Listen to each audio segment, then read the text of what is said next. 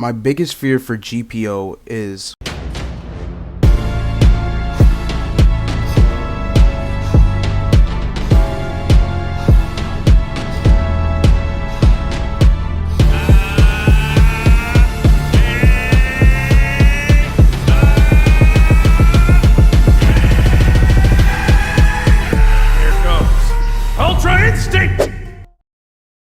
What is up, guys? Tonic ZX here, but you guys can call me Tonic, and today I'm going to be talking about my biggest fear for GPO. Now, to be honest, guys, I just want to say that I don't have one. I actually have many fears for GPO, and those fears can most quite possibly lead into GPO's death. Now, don't worry, guys, you already know I'm not the type to be using big words in the video, such as Pythagorean theorem, or 8K Ultra HDR 1080p 200 frames per second 120 FPS Premium Pro Photoshop screen recorder. But anyways, guys, before I carry on into the video, I just want to say sorry that I sound a little bit dead. I'm suffering from depression such as update 4 not releasing. Alright, now back to the fears. My first fear of GPO is pretty much just the updates. The updates, you should already know that 4U works hard on these updates, but the community don't necessarily like it. Like, for example, most One Piece games on Roblox tend to post updates back to back each day, fixing bugs, adding new content. 4U doesn't do that. His dev team doesn't do it either. Literally, they update so slow to the point where when we're about to die, when we're at that last breath of leaving GPO and going to a better game, it updates. And people aren't really complaining about it because they'll be having too much fun with the new current update that just dropped. And I'm guessing some of you guys forgotten that 4U, the owner of GPO, is what's the word again? Perfectionist. Yes, he is a perfectionist dev, which means he will go out of his way, even if it took 10,000 years, to make his update or / game perfect, which is a good and bad thing for his game. Most people wouldn't understand the fundamentals. Oh, my bad, I used a big word. Most people wouldn't understand the steps to deving a game. They just want to see the game drop and they think it'll just take 1 second. Boom. No, it doesn't work like that, guys. Even with the amount of devs that 4U currently has, it still wouldn't be enough to drop updates back to back in GPO. Alright, my peoples, on to my second fear. My second fear is pretty much 4U cash grabbing. 4U cash grabbing, yes, and you know that most Roblox anime devs tend to do this once they finally decide to give up and they just leave and move on to another project of a game. Honestly, the thousands of Robux that people paid to become a tester in the game, bro, shafted, all gone. Bro, literally, if I was 4U and I actually decided to cash grab GPO, I would honestly put myself in under police protection because I just know someone's gonna track my IP address, come into my house, and literally try to kill me over a Roblox game. Okay, on to my third reason. Literally, it's the copyright strikes. It's the copyright strikes for GPO. As you can clearly see, they still have One Piece, Devil Fruit names. Now, I'm not necessarily sure if this game already got a copyright strike before in the past, but I do remember that the guy at Baradier, the Blacklight teacher, his first name was Sanji, and then they changed it to, I don't know, Wanji?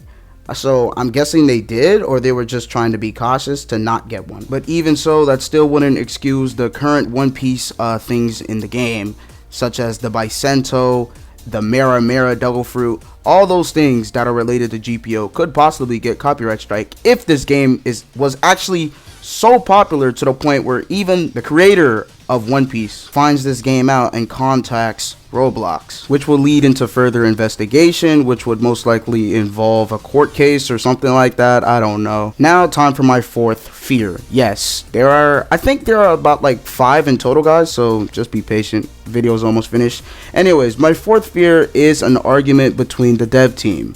This sometimes happens. It's really uncommon for it to happen.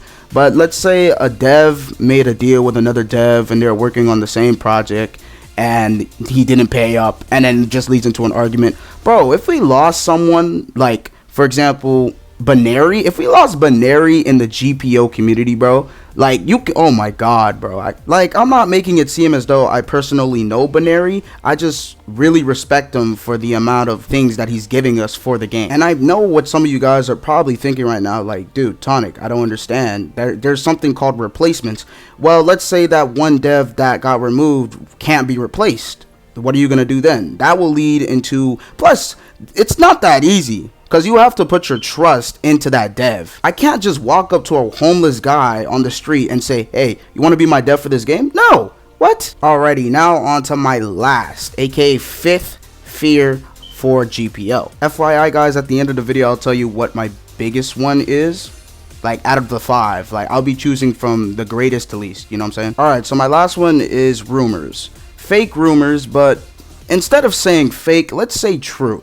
Alright, so I'm pretty sure a lot of you guys who played GPO in the past remember the incident with For You becoming racist, or he's still a racist, something like that. If you could imagine how the Discord community reacted to that, bro, like it was at the point, if those rumors were true, nobody would be playing GPO right now. Okay, let me not cap. People still would be playing it, don't get me wrong, because they're not gonna stop. Because some of those people, remember, there are a lot of racist people out in the world. They wouldn't care. They would still be playing GPO as if it didn't even matter. I would most likely say that GPO would have less players right now. I can provide you guys with another example if you want. Hold on, let me think about it real quick.